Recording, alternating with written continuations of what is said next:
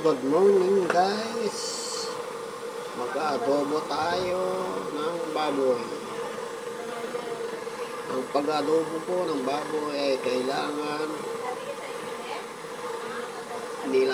huwag munang lagyan ng toyo at suka. Kailangan lumabas muna ang kanyang kulay na magiging brown. Pag medyo brown na, pwede nang timplahan para lalong mas masarap.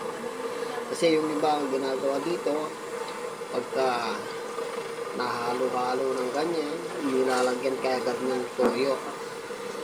Sa akin, iba. Pag brown na ang baboy, saka nilalagyan ng toyo at saka mga ingredients. Salamat po sa inyong pagtangkilik ng aking YouTube channel. Mamaya ipapakita ko po kung ano ang kalalabasan ng aking YouTube. Salamat po and God bless you po.